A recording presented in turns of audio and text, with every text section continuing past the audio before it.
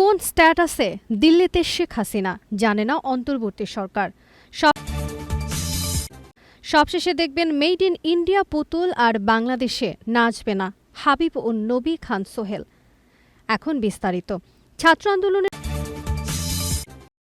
আন্দোলনের তোপের মুখে ৫ অগস্ট প্রধানমন্ত্রীর পদ থেকে পদত্যাগ করে ভারতে পালিয়ে যান শেখ হাসিনা। তবে শেখ হাসিনা ভারতে কোন স্ট্যাটাসে রয়েছেন তা জানা নেই বাংলাদেশের অন্তর্বর্তী সরকারের। শুধু তাই নয়, শেখ হাসিনার সেখানে অবস্থানের বিষয় এখন পর্যন্ত দিল্লির কাছে আনুষ্ঠানিকভাবে জানতেও চায়নি। ঢাকার পররাষ্ট্র উপদেষ্টা মোহাম্মদ তৌহিদ হোসেন এ তথ্য জানান।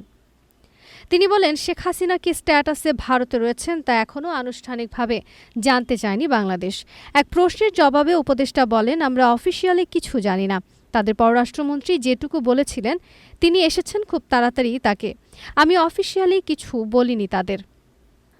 ছাত্র জনতার গণ অভ্যুত্থানের মুখে গত ৫ অগস্ট পদত্যাগ করে দেশ ছেড়ে ভারতে গিয়ে আশ্রয় নেন শেখ হাসিনা।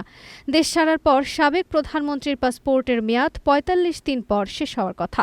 পাসপোর্টের মেয়াদ শেষ হওয়ার পর তিনি কোন প্রক্রিয়ায় সেখানে অবস্থান করবেন জানতে চাইলে তৌহিদ হোসেন বলেন, সবকিছু শুধু আইন দিয়ে চলে না। ভারত সরকার তাকে আশ্রয় দিয়েছে, তিনি সেখানে থাকছেন। আমাদের এটা সেভাবেই দেখতে হবে।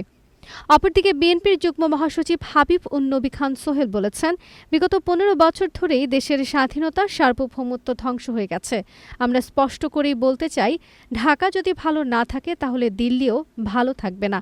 কিভাবে কি করতে হয় তা আমাদের জানা আছে। ভারতকে বলতে চাই, আগেই তো মেড ইন ইন্ডিয়া পুতুল আর বাংলাদেশে নাচবে না।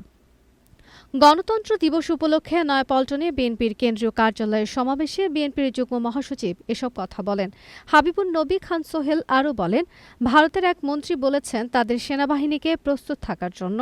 আমরা বলতে চাই, বাংলাদেশের ১৭ কোটি সৈন্য রয়েছে, এদেশের শিশু হতে সবাই সৈন্য। শেখ হাসিনার সমালোচনা করে তিনি বলেন, যে দলের নেত্রী কর্মীদের রেখে পালিয়ে যায় সেই দল করবেন না। লজ্জা আপনি লুকিয়ে থেকে বলছেন সীমান্তের ওপারে আছি, চট করেই ঢুকে যাব। আরে আসেন, ভেতরে আসুন। গত ১৫ বছরে আমরা বিএনপির নেতাকর্মীরা পুরনো জুতা স্যান্ডেল একটাও ফেলে দিইনি। এসব কিছুই জমা রেখেছি শেখ হাসিনাকে উপহার দেওয়ার জন্য। আজকে কাকু কোথায়? তিনি নাকি পালাবেন না, কিন্তু তাকে তো টোকাইয়া পাই না। বিএনপির এই যুগ্ম মহাসচিব বলেন, আমরা শেখ হাসিনাকে বহুবার বলেছি কেয়ারটেকার সরকার দেন। আমাদের দলের ভারপ্রাপ্ত চেয়ারম্যান তারেক রহমান বহুবার বলেছেন, কিন্তু তিনি আমাদের কথা শোনেননি। তিনি দাদাদের কথা শুনলেন, আমাদের কথা শুনলে এভাবে পালিয়ে যেতে হতো না। হাসিনার উদ্দেশ্যে সোহেল বলেন, দলের সব নেতাকর্মীদের ফেলে পালালেন, যেন চাচা আপন প্রাণ বাঁচা। আওয়ামী লীগের নেতাকর্মীদের বলি, যে দলের নেতা সবাইকে ছেড়ে পালিয়েছে তার দল করিয়েন না। যারা তাকে আশ্রয় দিয়েছে তাদের বলি যে হাসিনা খুনি, তিনি অসংখ্য শিশুসহ মানুষ খুন করেছেন। সব নেতাকর্মীদের ফেলে পালালেন, যেন চাচা আপন প্রাণ বাঁচা। আওয়ামী লীগের নেতাকর্মীদের বলি, যে দলের নেতা সবাইকে ছেড়ে পালিয়েছে তার দল করিয়েন না। যারা তাকে আশ্রয় দিয়েছে তাদের বলি যে হাসিনা খুনি, তিনি অসংখ্য শিশুসহ মানুষ খুন করেছেন।